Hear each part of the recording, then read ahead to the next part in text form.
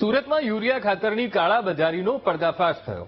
મિલના ગોડાઉનમાંથી urea ખાતરનો જથ્થો મળી આવ્યો। નાંદેડા ગામે ગોડાઉનમાંથી યુરિયા ખાતર પકડાયું તો સબસિડીવાળા યુરિયા ખાતરની 999 બેગ ઝડપાઈ છે। 2,95,000ની કિંમતનો ખાતરનો જથ્થો મળ્યો છે। ત્યારે નાયબ ખેતી નિયામકે તપાસ કરતા આ ખાતર પકડાયું। વૈભવી ટેક્સ ફેબ વેલી પ્રાઇવેટ લિમિટેડમાંથી આ ખાતર પકડાયું છે। Director Sandeep Choksi, sales India Ahmedabad તેમજ જવાબદારો વિરુદ્ધ ગુનો નોંધાયો છે। તો લોકપ્રિય કાર્યક્રમ મહામંથનમાં વીટીવી ન્યૂઝે આ અવાજ ઉઠાવ્યો હતો અને આ મુદ્દાને લોકો સમક્ષ મૂકવામાં આવ્યો અને ગઈકાલે સુરતના સાંસદ મુકેશ દલાલે સવાલ ઉઠાવ્યા હતા। સાંસદ મુકેશ દલાલે યુરિયા ખાતરની અછતને લઈને કહ્યું કે અન્ય ઇન્ડસ્ટ્રીના લોકો યુરિયાનો ખોટો ઉપયોગ કરવા સંગ્રહખોરી કરે છે।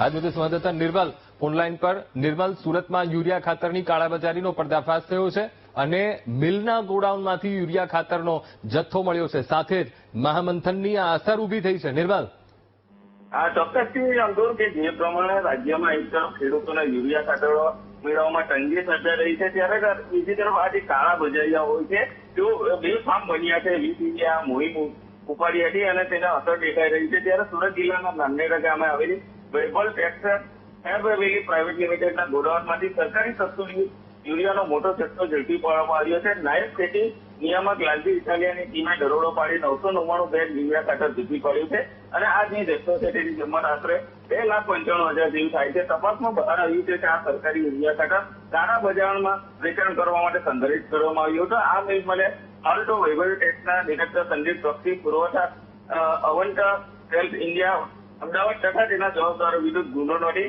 બારડોલી પોલીસે કેસ દાખલ કરી વધુ તપાસ હાથ ધરી છે। જી બિલકુલ નિર્મલ, સમગ્ર માહિતી સાથે જોડાવા બદલ આપનો આભાર। તો સબસિડીવાળા યુરિયા ખાતરની 999 બેગ ઝડપાઈ। ગોડાઉનમાંથી, પ્રાઇવેટ ગોડાઉનમાંથી યુરિયા ખાતર પકડાયું છે અને પણ સરકારી યુરિયા ખાતર। એક તરફ ખેડૂતો લાંબી કતારોમાં ઉભા રહે છે, તે છતાં પણ તેમની પાસે આ ખાતર પહોંચતું નથી અને આ તરફ આ પ્રકારની ઘાલમેલ ત્યાંના આ લોકો કરી રહ્યા છે। ત્યારે હવે જોવું રહ્યું કે શું કાર્યવાહી કરવામાં આવે છે। જણાવી દઈએ, યુરિયા ખાતરની અછતને લઈને અન્ય ઇન્ડસ્ટ્રીના લોકો યુરિયાનો ખોટો ઉપયોગ કરવા સંગ્રહખોરી કરે છે તેવા આક્ષેપ ત્યાંના સાંસદ મુકેશ દલાલ પણ કરી ચૂક્યા છે। સાથે જ ગઈકાલે સુરતના સાંસદ મુકેશ દલાલે આ સવાલ ઉઠાવ્યો હતો। ત્યારે હવે તપાસનો ધમધમાટ તેજ થયો હતો। આપને એ પણ જણાવી દઈએ, વીટીવી ન્યૂઝનો લોકપ્રિય કાર્યક્રમ મહામંથન, જેમાં આ મુદ્દાને ઉઠાવવામાં આવ્યો હતો કે કેવી રીતે આ ખાતરની કાળાબજારી કરવામાં આવી રહી છે, કેવી રીતે ચોરી થઈ રહી છે। તો સાંસદ મુકેશ દલાલ આપણી સાથે જોડાઈ ગયા છે। મુકેશભાઈ, સૌથી પહેલા તો ખૂબ ખૂબ સ્વાગત છે વીટીવી ન્યૂઝ પર। હવે જે આખો આ મામલો સામે આવ્યો છે, હવે નાયબ ખેતી નિયામક પણ તપાસમાં જોતરાયા છે, ખાતર પકડાયું છે, પણ અત્યાર સુધી ખેડૂતોને જે ભોગવવાનો વારો આવ્યો છે, જે નુકસાની પડી છે, એનું શું મુકેશભાઈ? ખેડૂતોનો જે ભાગનું જે યુરિયા છે અને તે યુરિયા ચોરીને કેટલાક છાપી દીધો લઈ જાય છે, તે મુદ્દો મેં ઉઠાવ્યો હતો અને ખેડૂતોને જે યુરિયાની અછત તેને કારણે ઉપસ્થિત થતી હતી। જે આજે યુરિયા પકડાયું છે તો એ જવાબદાર લોકોને સામે સખતમાં સખત કાર્યવાહી થાય અને કડકમાં કડક સજા થાય।